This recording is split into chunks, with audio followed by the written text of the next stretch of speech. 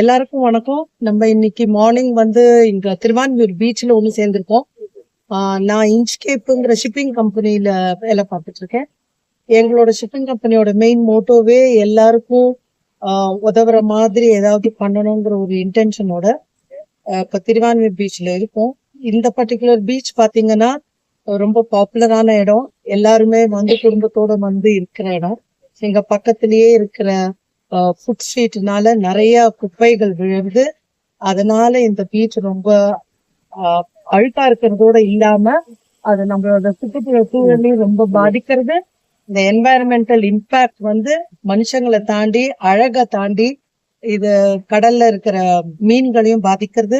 அவங்க இந்த பிளாஸ்டிக் எல்லாம் உண்றதுனால அவங்க செத்து போறதோட இல்லாம இங்க இருக்கிற மீனவ குடும்பத்தோட லைவ்லிஹுட்டும் பாதிக்கப்படுறது. அதோட இல்லாம அதே மீன்களை நம்ம சாப்பாட்டுக்காக வாங்கி சாப்பிட்டு அதுல இருக்கிற மைக்ரோ பிளாஸ்டிக் நம்ம உடம்புக்கு நம்மளுக்கும் ஏகப்பட்ட உபாதைகள் வருது. இதனால நம்ம சொசைட்டிக்கு ஒரு நல்லது பண்ற எண்ணத்தோட இன்ச்கேப் ரொம்ப பெருமையா இந்த டஸ்ட்பின் ஸ்பான்சர் பண்ணிருக்கு. டஸ்ட்பின் ஸ்பான்சர் பண்றதுல பெருமைங்கிறத விட இப்படிப்பட்ட ஒரு நிலைமைக்கு நம்ம தள்ளப்பட்டிருக்கோமேங்கிற ஒரு வருத்தமும் இருக்கு. எல்லாரும் ஒரு சோசியல் ரெஸ்பான்சிபிலிட்டியோட, ஒரு கடமை உணர்ச்சியோட குப்பைய போடாம நம்ம சுத்தி இருக்கிற நேச்சுரல் இதை அசிங்கப்படுத்தாம, மாசுபடுத்தாம நம்மளால நம்ம முடிஞ்ச சிட்டிசனோட ரெஸ்பான்சிபிலிட்டிய ஒழுங்கா கம்ப்ளீட் பண்ணி இந்த மாதிரி குப்பை போடாம இருக்கிறதுக்கு ஒரு சின்ன வேண்டுகோள். அதை தவிர இன்னொரு விஷயம் சொல்ல ஆசைப்படுறேன்.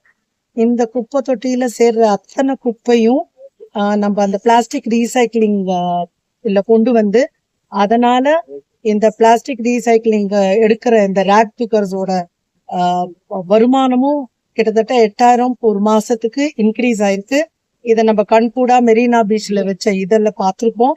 இதெல்லாம் கேள்விப்பட்டுதான் கம்யூனிட்டி ட்ரீயோட நாங்க ஒண்ணு சேர்ந்து இந்த மாதிரியான ஒரு இதை ஏற்பாடு பண்ணலான்னு முடிவெடுத்திருக்கோம்.